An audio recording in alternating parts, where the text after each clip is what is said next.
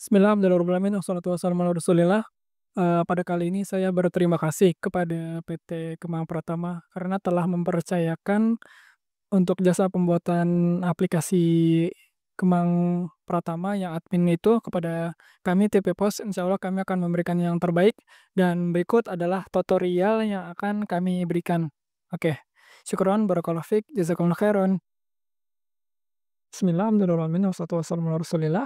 Kali ini saya akan mengajarkan eh, bagaimana cara menggunakan aplikasi admin PT Kemang Pratama ya. Jadi aplikasinya itu sangat mudah digunakan. Yang pertama-tama yang harus kita lakukan itu adalah kita masuk bagian control panel, klik yang pojok kanan bawah, kemudian klik control, kemudian kita klik system and security, kemudian kita masuk ke bagian apa ya? Kita masuk ke bagian print. Sebentar, mana print? Coba kita klik ini. Sepertinya bukan deh. Bentar, mana printer Canon? Terus tes dulu. Oke, kita klik pojok kanan bawah, kemudian klik print. Ya. Oke, jadi tahapan pertama itu kita klik print, printer and scanner ini. Ya. Kemudian kita masukkan ini ya, apa namanya? Kita klik yang sebelah kanan. Ya. Ini untuk Windows 10 ya. Mungkin kalau untuk Windows 11 berbeda lagi ya. Oke, klik pojok kanan. Di sini ada printer and server properties. Kemudian kita klik create new form. Sebelumnya dicek dulu di sini apakah sudah dibuat atau belum. F4, klik aja F, tombol F. Nah, jika sudah diklik tombol F4, maka sudah muncul F4, berarti nggak perlu. Tapi kalau misalkan belum, klik create new form, terus masukkan F4, terus masukkan width sama height-nya ya. Width sama height-nya itu adalah 21 sama 33 cm ya. Jadi ini tulis 21 cm sama 33 cm. Kemudian klik OK. Ya, ini nggak perlu saya OK karena saya sudah buat ya. Klik OK kayak gitu. Terus apa namanya?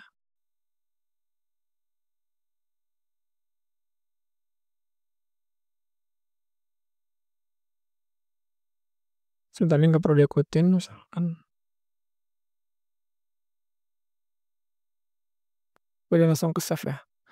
Oke, jadi cukup seperti tadi aja ya. Itu adalah cara yang pertama. Oke. Oke, sekarang adalah cara berikutnya. Ini sudah selesai ya. Jadi kita nyeting printer dulu di Canon-nya dulu.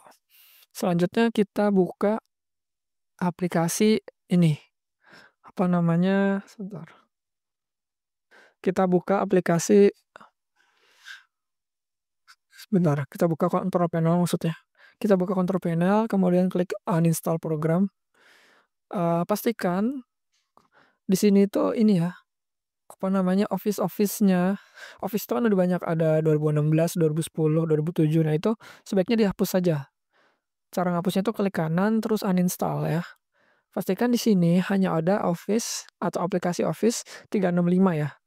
Pokoknya wajib 365. Kenapa 365? Karena kalau kita ngandelin 2012, 2017, 2016, 2019, 2021 ya, 19 sampai 3, 2022 gitu.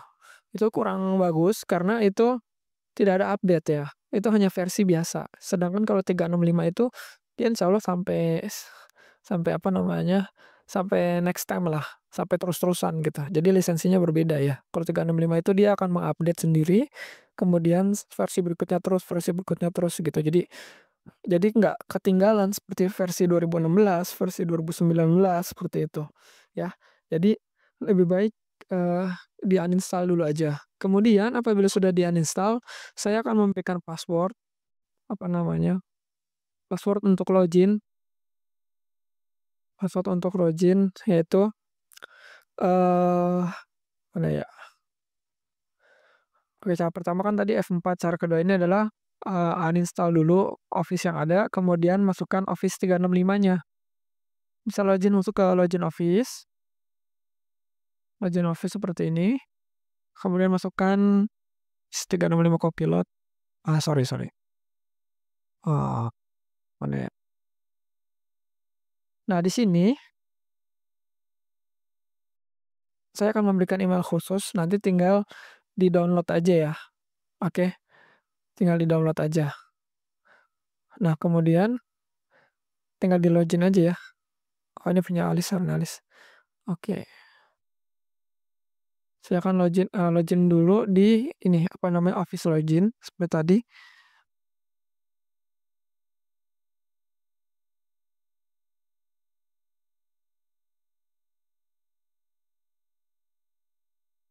Nah, login seperti ini. Nanti saya akan next time akan lanjut ke ininya ya.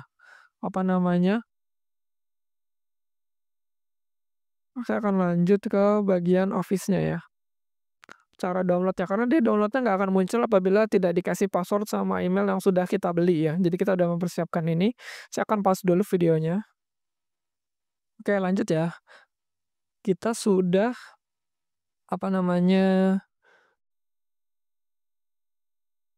kita sudah login ya. Kita alhamdulillah sudah berhasil login. Tahapan selanjutnya adalah kita klik yang sebelah kanan, klik install ya. Kemudian klik yang ini ya. Kita klik yang ini, install aplikasi Microsoft 365, oke.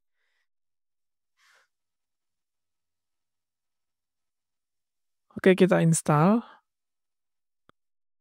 Nah, kita nanti ada pilihan, silakan dipilih bahasanya apa. Saya lebih suka bahasa Inggris ya, karena lebih nyambung nanti. Ya, silakan klik ini bahasa Inggris, terus install ya. Oke, selanjutnya kita bisa langsung, nanti sudah terinstall kan, install dia login gitu. Login maksudnya dia akan loading. Ini saya akan memberikan contoh jika sudah masuk ya. Oke, ini sudah masuk. Kemudian kita klik pojok kanan di sini. Kemudian kita login atas nama alicehernalis@outlook.com ya. Kita login alicehernalis@outlook.com. Untuk email dan passwordnya nanti saya kasih tahu insya Allah ya. Oke, kemudian kita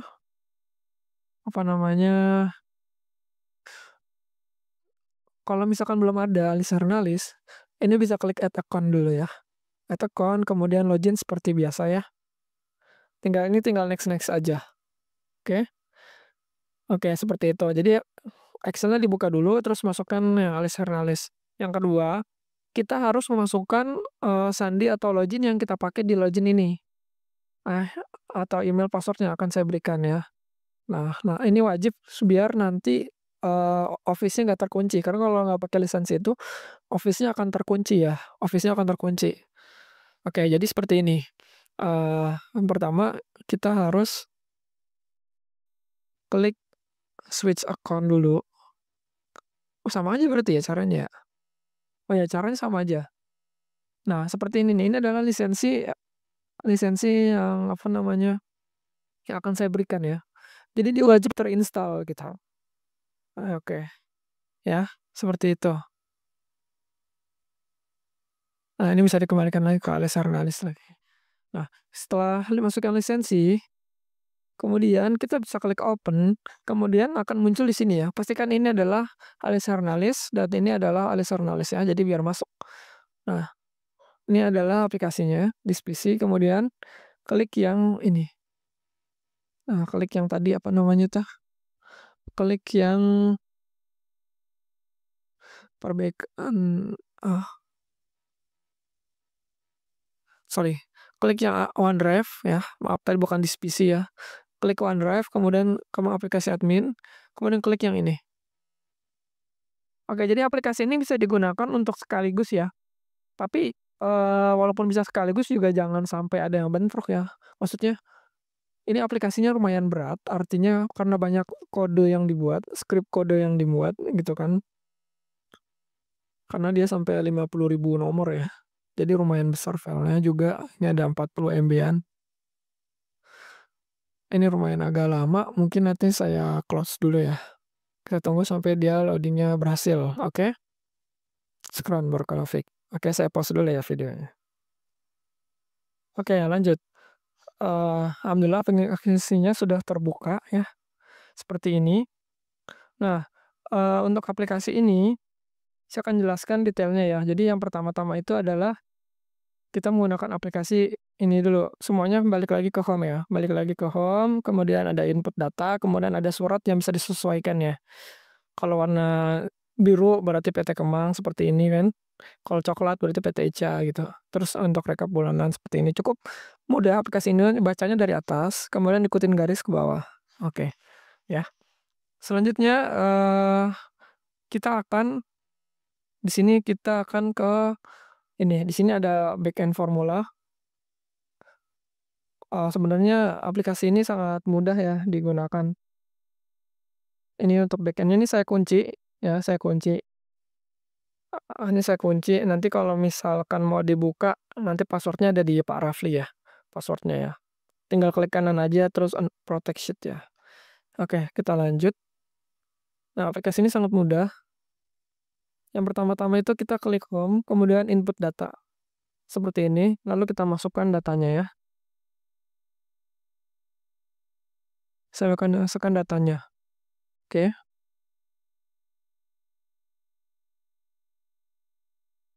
Oke. Terus, yang warna merah ini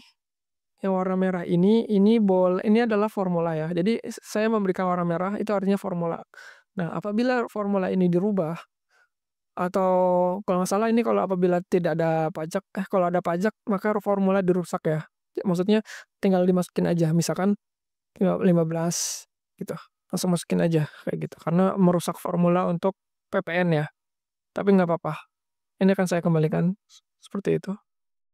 Nah, ini ada rumusnya, saya nggak akan jelasin rumusnya, kan rumusnya lumayan panjang. Intinya apa? Intinya aplikasi ini apabila diserahkan misalkan mau dilanjutkan gitu, misalkan dengan tanpa saya gitu, atau mau pakai vendor lain, nah itu nggak apa-apa. Itu nanti kalau dia emang profesional, insya Allah, maksudnya jika dia memang profesional, insya Allah dia akan mengerti gitu, dengan membaca skrip kode yang udah saya berikan, seperti itu. Dan di sini ada hidden sheet yang saya hidden ya. Ini ada sheet yang saya hidden, tinggal di unhidden. Nah, ini saya kunci ya. Nah, itu sheet di unhidden nanti dia insya Allah bisa membaca apa namanya skrip kodenya ya. Skrip kodenya sangat mudah sih. Cuman dia karena bahasa pemrograman jadi terkadang orang awam, mohon maaf, agak sulit untuk memahaminya seperti itu. Oke. Nah, kemudian apabila sudah selesai, bisa klik, saya akan memberikan tutorial cara ngisinya. Oke, jadi misalkan udah selesai ngisi sampai pojok kanan. Sampai pojok kanan sudah selesai mengisi, kemudian dari aplikasi ini, klik yang atas ini saja, klik yang atas ini. Kemudian apabila ingin print surat pesanan, maka klik yang ini ya, print. Pastikan sebelum nge-print itu, klik print ya. Pastikan ini diganti ke sebentar. Pastikan custom pack size-nya itu adalah F4 ya, karena dia beda-beda printer itu dia selalu berubah ya. Jadi setiap nge-print itu pastikan dia di F4 biar rapih ya, karena ini sudah saya rapihkan ya. Oke. Kemudian yang harus kita lakukan adalah, nah misalkan seperti ini, apabila nge-print sudah ya, misalkan kita mau nginput data lagi, maka kita tinggal klik backend. Apabila kita ingin kembali ke home, misalkan untuk nge-print yang lainnya, kita bisa klik home ya. Ini kita akan home, kembali ke home. Kalau misalkan backend kita kembali ke input data, seperti itu ya. Yes. Oke, aplikasi ini sangat mudah dan sudah selesai penjelasan dari saya. Oh ya, kalau misalkan mau menambah ini, apa namanya, menambah sebentar, di sini ada backend formula sama backend doang. Backend formula itu intinya semuanya, jadi utamanya ya dalam pemrograman ini. Kalau backend formula itu hanya untuk mengambil list-nya aja. Contoh seperti ini. Ini PT KP, PT ICA. Nah, ini di sini nih ngambilnya nih, dari sini. Kemudian kalau mau menambahkan nama, apa namanya nih, lapangan proyek gitu. Misalkan KP1, KP5, KP7, KP8, itu nanti bisa di sini ya. Cuman dia harus, melihat ininya dulu, apa namanya, data validation-nya, ini data validation-nya itu lewat mana gitu. Oke. Terus kalau untuk nambahin bank, kalau nambahin bank udah saya buat. Ini tinggal ditambahin aja, misalkan KPR bank, apa ya, bank Jenius atau bank apa gitu. Nah, nanti ini tambahin aja udah otomatis muncul ya. Kalau ini saya lupa ini udah dibuat belum ya. Tapi sih intinya ini ada di data validation di sini sih tinggal ditambahin aja, dikebawahin kayak gitu. Sudah, terus apalagi ya? Nah, ini yang warna merah ini, apa namanya, ada tulisan tidak dipakai berarti dia tidak dimasukin ke dalam rumus ya. Tapi kalau yang ini adalah dipakai ya. Sebenarnya hanya validation list ya.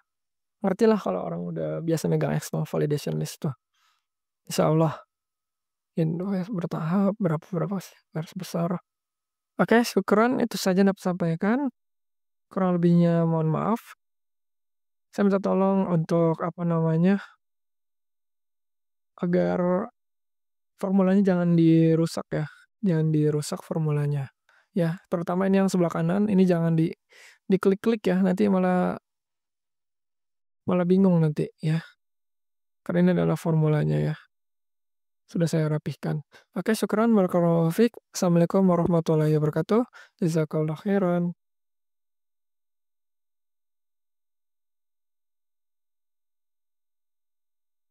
Oke, bismillah, alhamdulillahirrahmanirrahim, wassalatu wassalamu ala rasulillah. Kita lanjut lagi. Maaf, saya lupa. Jadi ketika kita close aplikasi, itu dia akan muncul pertanyaan save atau tidak ya. Maka pastikan tadi itu kita klik close aja ya. Oke. Jadi pastikan klik close aja yang tadi. Aduh, cepet banget lagi tadi videonya.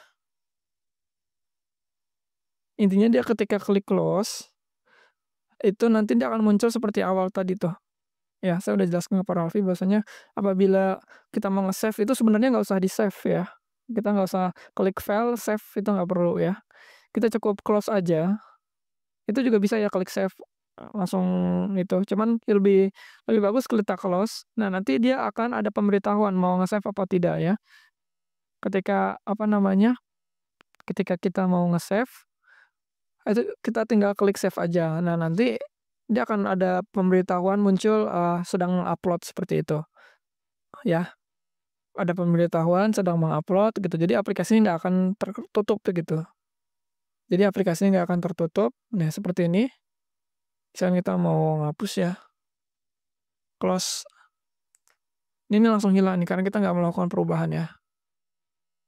Kita nggak melakukan perubahan, klik close, maka dia akan menutup.